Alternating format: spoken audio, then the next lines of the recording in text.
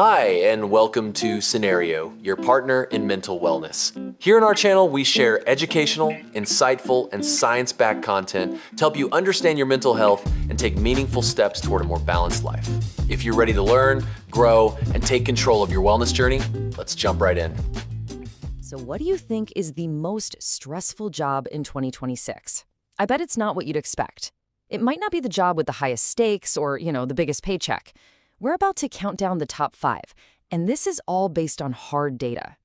The answer, well, it might just change how you look at your own career. But first, a quick question for you. Is your job just burning you out? Are you constantly up against impossible deadlines, crushing expectations? Do you have that feeling of being totally and completely drained, even hours after you've clocked out? If that sounds familiar, trust me, you are not alone. And look, this isn't just about feeling tired. We're talking about real, measurable consequences. Things like serious health problems, anxiety, even heart disease. We're talking about burnout that absolutely tanks productivity, and of course that revolving door of employees who just can't take it anymore. It's not just a personal issue, it's a huge systemic one. So to really dig into this, we're looking at a pretty incredible report from Weltery. What's cool is that instead of just asking people how stressed they feel, they looked at something called structural stress factors. Think of it like the DNA of a job stress level, the pressures that are baked right into the industry, no matter who's doing the work. And they measured everything. We're talking weekly hours and all that overtime, the rates of workplace injuries and illnesses, how often people were quitting or getting laid off. They even looked at hard health data tied directly to burnout. This gives us a way clearer, much more objective picture of what's really going on. All right, so with all that said, let's get to the main event, the 2026 stress rankings. We're going to count down the top 5 most stressful industries, all based on that data we just talked about. Let's see who's on the list.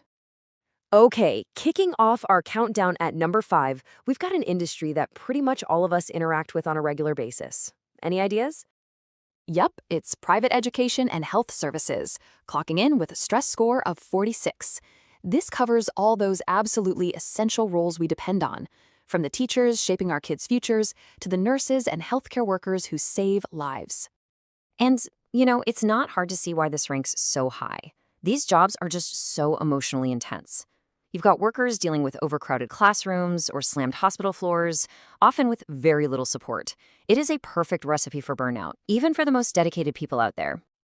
All right, moving right along to number 4, we're starting to see a bigger jump in the stress score now. This next one is all about physical and mental grit. Coming in at number 4, it's mining and logging with a stress score of 50. Right off the bat, this is an industry defined by its intense physical demands. But what makes this one so stressful isn't just the tough physical labor, it's the constant element of danger. These workers are often in really remote places, far away from their families, in pretty risky environments every single day.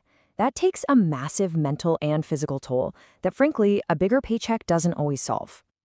Okay, here we go. We are now breaking into the top 3. The pressure is definitely building.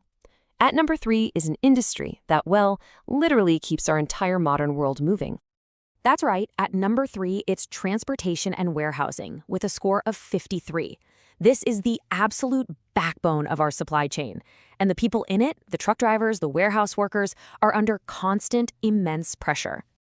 What really makes this sector so tough is that relentless mix of super tight deadlines and real physical strain.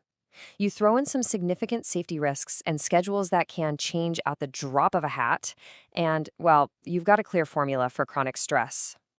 All right, we have arrived at our runner-up, the second most stressful industry in 2026.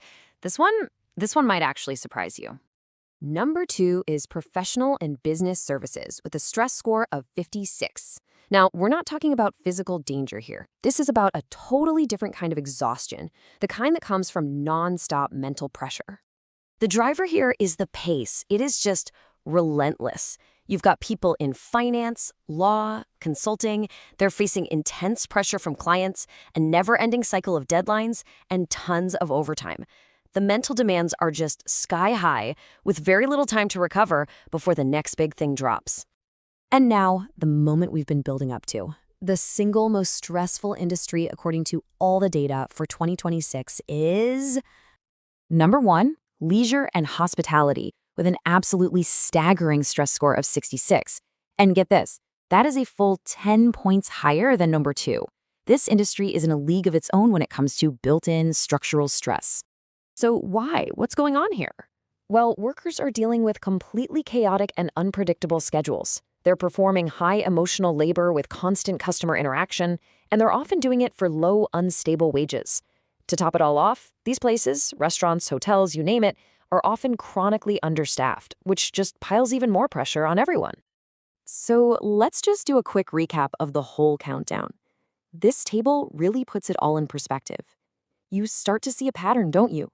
A lot of these top industries are service-based.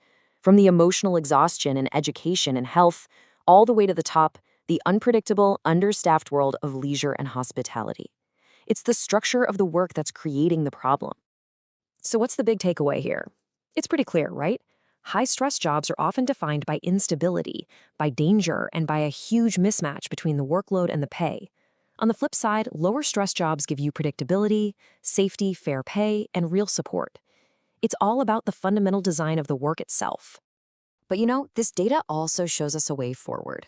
For employers, it's about making huge differences by creating predictable schedules, matching pay to the actual risks of the job, and, actually staffing their teams properly. And for us as workers, this knowledge is power. It can help us spot and choose roles that offer better balance and support. So I'll leave you with this final thought. Take a look at your own job, your own industry, and just ask yourself, is my work environment designed for my well-being, or is it structurally designed for burnout? The answer to that question might just be the key to everything. Thank you for watching Cenario. If this video helped you, don't forget to like, subscribe, and share. For personalized mental wellness supplements, visit Cenario.com. See you in the next one.